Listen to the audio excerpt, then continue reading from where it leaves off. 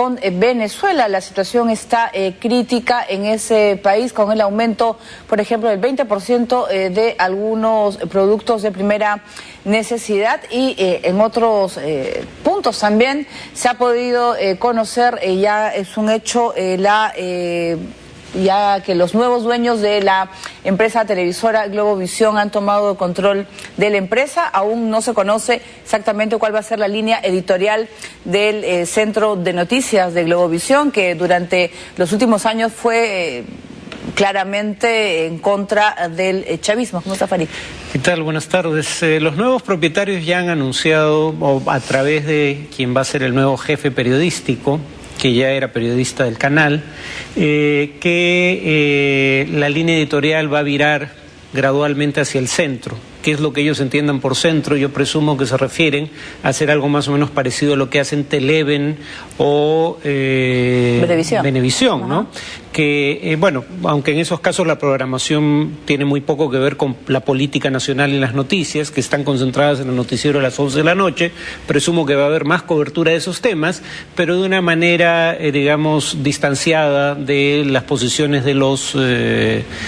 digamos, de los actores políticos, ¿no? Y lo cual en buena medida quiere decir que el único canal de oposición que quedaba al aire va a desaparecer como tal, al menos, ¿no? Claro, pero debe haber una manera en la cual la oposición va a buscar un canal de comunicación, porque tampoco todo el mundo va a querer ver el tema oficialismo, ¿no? Siempre se busca la otra parte, ¿no? Sí, pero el problema era que tiene un costo ser opositor, digamos. Hay un público objetivo muy grande, ahora la mitad del electorado potencialmente, claro.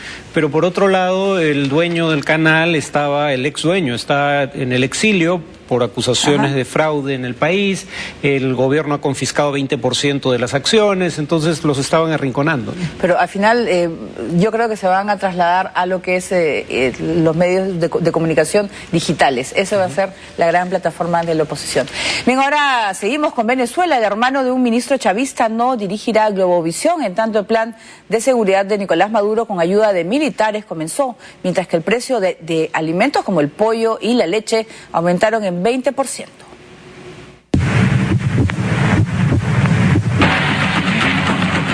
Finalmente, Vladimir Villegas, el hermano del ministro de Comunicaciones del gobierno de Nicolás Maduro, no será el nuevo director de Globovisión. Así lo confirmó él mismo a través de su cuenta de Twitter, donde explicó por qué no estará al frente del único canal de noticias opositor en ese país, cuya venta fue concretada este lunes.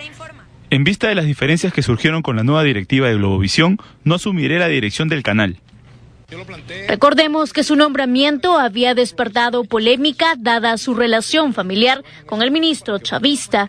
Es por eso que días atrás, y cuando se pensaba que su puesto era fijo, dio estas declaraciones en donde ponía paños fríos a este vínculo. Tengo con mi hermano Ernesto una cordialísima relación personal que no ha variado en nada, a pesar de la diferencia que tenemos de concepción política en este momento, de visiones frente a lo que está pasando en Venezuela.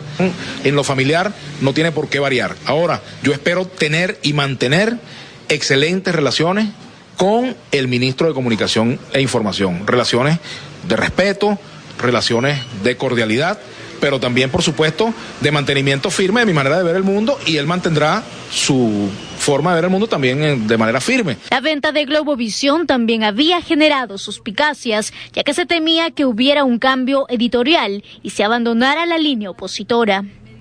Por otro lado, unos 3.000 militares y policías venezolanos comenzaron a ser desplegados ayer en Caracas, sobre todo en zonas pertenecientes al estado de Miranda, gobernado por el líder opositor Enrique Capriles, como parte de un plan de gobierno del presidente Nicolás Maduro, que se extenderá a todo el país para combatir la inseguridad. Algo más que patrullaje. Tiene que ser unión con el pueblo, con la comunidad, con los ciudadanos. En este país, según cifras oficiales, se registraron unos 3.400 homicidios en el primer trimestre del 2013, mientras en el 2012 los asesinatos subieron a 16.000 en todo el territorio nacional, lo que representa una tasa de 54 muertes violentas por cada 100.000 habitantes.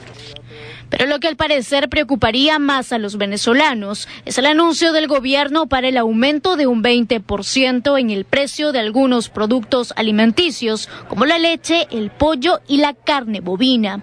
Decisión que afectaría seriamente los bolsillos de la población, que ya padece el desabastecimiento de los alimentos. Venezuela aplica desde hace una década un control de precios que afecta a una veintena de productos básicos, según dicen, para combatir la especulación. Muy bien, esa es la situación que se está viviendo en Venezuela. Por un lado, el tema del aumento del precio de los alimentos y ahora, el cambio de la línea editorial de Globovisión. Desde su creación, que fue en el año 1994, ¿ha cambiado mucho la posición de la línea editorial de Globovisión? Bueno, hay que tener en consideración que Chávez llega al gobierno 99. por primera vez, gana las elecciones 98, accede al cargo el 99, entonces casi desde un inicio ha acompañado el proceso chavista y desde un principio fue opositor a Chávez. Ajá. Era la única señal, el único canal en señal abierta en donde había una clara línea de oposición, pero de señal abierta solo en la capital y una zona aledaña. El resto del país se emitía por cable. Porque nunca le permitieron ampliar, no. Nunca le dieron licencia para poder funcionar en otras regiones. O sea, ¿por qué no permitió? O sea, ¿qué temor o cuál era el temor que podría tener Chávez de poder ampliar a otras regiones? Porque al final es válido también que exista un canal de oposición. Es una empresa privada, ¿no? Pero es un fenómeno que no ignoramos los peruanos, que tuvimos una experiencia similar. Por un lado, quieres que te reconozcan como un gobierno democrático, o cuando menos democráticamente elegido, y eso es difícil de sostenerse si es que no hay medios de oposición. Pero por otro lado, no quieres que haya reglas de juego iguales para todos. Luego entonces tratas de controlar aquellos medios que son los que informan a la mayoría de la población, que en temas políticos son los canales de señal abierta. Entonces, digamos, hay medios de oposición, el tema es limitar su acceso a los canales de señal abierta. Con el cambio de propiedad, en el caso de Globovisión, ya no va a quedar ningún canal en señal abierta, aunque solo se emite en parte del territorio en donde hay una clara línea opositora. Claro, pero ahora, por ejemplo, en el tema de los medios digitales, el Internet, va a ser imposible controlarlo también. O sea, ahora hay mucha gente que ve señal abierta, ve televisión en su casa, pero ahora muchos pasan tiempo también afuera y están con Internet. Entonces, ¿cómo controlar? ¿Cómo controlar a ese grupo opositor, a esa posición distinta? Bueno, es que no pretende ser percibido como una dictadura represiva, luego entonces hay márgenes para la oposición. El punto es que no estén en los medios fundamentales. El tema con los nuevos medios es que son medios en los cuales adquieren su información fundamentalmente los jóvenes, ¿no? De hecho, hay fenómenos ya curiosos, como que en países como Estados Unidos las encuestas de opinión solían hacerse por teléfono, a través de llamadas a teléfonos fijos, pero los hogares constituidos por jóvenes a veces no tienen teléfono fijo, entonces los jóvenes suelen estar subestimados cuando se hacen encuestas basadas en llamadas a teléfono fijo, porque tienen básicamente celulares, ¿no? Alguna variante de celular.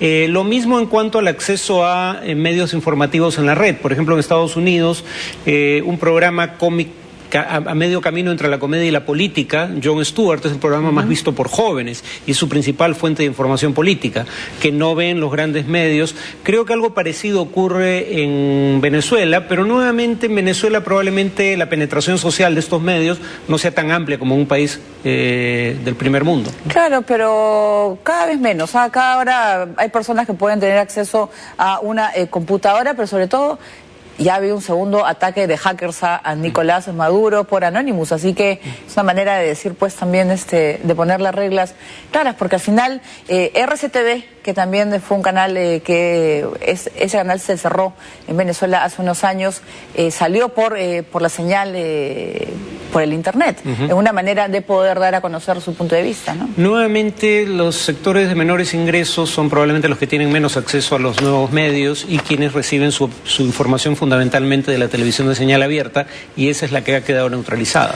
Muy bien, vámonos con otro tema. La Organización de Naciones Unidas calificó de histórica la condena a Efraín Ríos Ríos Montt. En Latinoamérica se han registrado sangrientos regímenes militares y este es el primero de los casos en que se da una sentencia por genocidio. Generalmente estos dictadores murieron antes de pagar por sus homicidios, como el general paraguayo Alfredo Stroessner. Con exactitud hubiese podido establecer que... Ahora bien, el peritaje... Estado firmante y miembros de la Constitución. El artículo 107 del Código Penal es el que se debe de aplicar en este caso. Pero nunca invierte los excesos de la otra parte, claro. Muy bien, estábamos viendo la posición que ha dado las Naciones Unidas por este fallo histórico contra el ex dictador de Guatemala, Ríos Montt, que como conocimos la semana pasada, suman 80 años de prisión por crímenes de lesa humanidad y crímenes de guerra. Estamos hablando de un hombre que supera los 80 años y que tendrá que pasar sus últimos años en una cárcel. Esto ha sido celebrado por Naciones Unidas como un fallo histórico y que quizás, Farid, pocas veces se ha dado en América Latina, ¿no? Yo creo que nunca en el mundo un ex jefe de Estado ha sido condenado por genocidio en su propio país. Uno puede discutir si la condena es pertinente o no. En todo caso, no hay duda de que fueron crímenes de lesa humanidad también los que cometió. En ese sentido es, repito, inaudito. No ha ocurrido jamás en ninguna parte. En general no es común que haya gente que viva lo suficiente para ser condenada por homicidio. Ahora, habría que tener en consideración que este es un fallo en primera instancia y hay grandes sectores de la sociedad que se están movilizando, bueno, más que grandes, poderosos sectores de la sociedad, Fuerzas Armadas o sectores de las Fuerzas Armadas, del alto mando en particular, gremios empresariales que quieren resolver esto políticamente, tratando de revertir el fallo en las instancias venideras. Lo interesante, sin embargo, es que el presidente del país, que es un ex general y un hombre conservador políticamente, se ha puesto del lado de la justicia en esta materia y ha dicho que acepta el fallo. Claro, pero por ejemplo, Ríos Montt no se ha presentado hoy en la segunda audiencia por motivos de salud y eso, bueno, yo creo que por su edad es entendible, pero ¿qué posibilidades hay que realmente cumpla esa condena? Bueno, digamos, dada su edad y su estado de salud y dado que todavía el proceso puede tomar un tiempo, digamos, no estamos hablando de que vaya a cumplir el término de la condena, no va a vivir 80 años, entonces es muy probable que pase lo que le quede de vida tras las rejas, casi independientemente de cuál sea el desenlace. Claro, pero que se evite un arresto en domiciliario, por ejemplo, que no quieran hacer como Hosni Mubarak, que está evitando y está pasando lo más... Yo presumo que por la gravedad de los cargos esa no es una posibilidad. El arresto domiciliario suele ser una figura que se maneja cuando la persona está procesada pero aún no condenada. Ya. No, aquí hay una condena en primera instancia. Muy bien, ahora nos vamos a los Estados Unidos. El fiscal general Eric Holder manifestó que la filtración a la agencia Associated